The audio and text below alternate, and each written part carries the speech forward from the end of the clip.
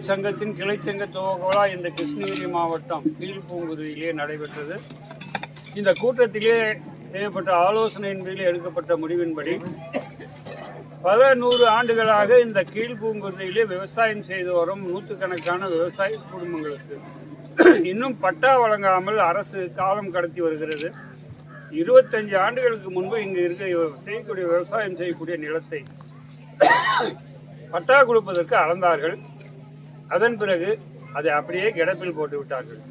ஆகவே உடனடியாக அந்த சர்வே பண்ண அந்த பேப்பரை எடுத்து உடனடியாக பட்டா வழங்குவதற்கு உண்டான வழியை செய்ய வேண்டும். இந்த கீழ்பூங்குதியை சுற்றி 3 பக்கமும் காடுகளாகவும் ஒரு பக்கம்தான் விவசாய நிலமாக இருக்கிறது.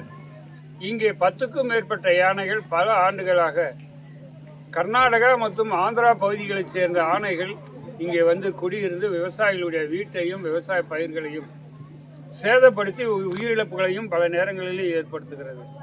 ஆகவே அரசுக்கு விவசாயிகள் சங்கத்தின் மூலமாக ஒரு ஆலோசனை வழங்கப்பட்டுள்ளது. அந்த ஆலோசனைப்படி ஒரு யானை விவசாயியை தாக்கினால் இறப்பு ஏற்பட்டால் 25 லட்சமும், மற்ற பயிர்களை அழித்தால் தொழில்நுட்ப கமிட்டி பேங்க் எப்படி ஒரு பயிருக்கு ஏக்கருக்கு இத்தனாயிரம் ரூபாய் செலவு செய்யலாம் என்று நிர்ணயம் செய்கிறோமோ அந்த அளவுக்கு விவசாயிகளுக்கு இழப்பீடு வழங்க வேண்டும். பாம்பு கடித்தால் 2 லட்சம் ரூபாய் கேரளாவில் வழங்குகிறார்கள், அதையும் வழங்க வேண்டும்.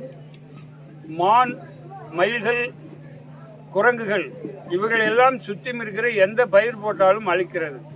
பூமிக்குள் இருக்கிற கிழங்குகளை காட்டுப்பன்றி மற்றும் மற்ற விலங்குகள் அழிக்கிறது. பூமிக்கு மேல் இருக்கின்ற விளைச்சல் வருகின்ற நெல், சோளம், கம்பு, தக்காளி, காய்கறி பயிர்கள் போன்றவைகள் எல்லாம் மேல் மற்ற விலங்குகள் அளிக்கின்றன. ஒட்டுமொத்தத்தில் விவசாயிகளை இங்கு விவசாயம் செய்ய விடாமல் பயிர்களை அழித்து கொண்டிருக்கின்றன. வனத்துறையினுடைய தொல்லை ஏராளமாக இருக்கிறது. இங்கே ஆடு மாடுகளே வனத்துறையிலே மேய்த்து இருப்பது வழக்கம். இவர்கள் வந்து விவசாயிகளிடத்திலே தண்டம் வசூலிக்கிறோம் என்று அப்பப்போ கப்பம் கட்ட வைக்கிறார்கள். இது விவசாயிகளுக்கு விரோதமானது. ஆகவே முற்றிலும் இதை மாற்ற வேண்டும். விவசாயிகள் யானையை அரசு விரட்ட முடியவில்லை என்று சொன்னால் ஏக்கருக்கு 1 லட்சம் ரூபாய் கொடுத்துருங்க, நீங்கள் என்ன பயிர் செய்கிறீங்க சொல்கிறீங்களோ அந்த பயிரை செய்து யானைகளுக்கு விட்டுட்டு வந்துடும், நீங்கள் யானை மேய்ச்சிக்கலாம். இது இப்போது கேரளாவிலும் தெலுங்கானா, சத்தீஸ்கர் மாநிலங்களிலே நடைமுறையில் இருக்கிறது. அதையும் இந்த அரசு ஃபாலோ பண்ண வேண்டும். ஆகவே விவசாயிகளை இங்கே காப்பாற்ற வேண்டும். இந்த பகுதிக்கு ஒரு சமுதாய கூடம் வழங்க வேண்டும். அதிக கால்நடை உள்ள பகுதியாக இருக்கின்றதனால் கால்நடை மருத்துவமனையாவது இந்த பகுதிக்கு வழங்க வேண்டும் என்று இந்த கூட்டத்தின் வாயிலாக அரசுக்கு கோரிக்கை வைக்கிறோம். உடனடியாக பட்டா கொடுப்பதற்குண்டான நடவடிக்கையை அரசு எடுக்க வேண்டும்.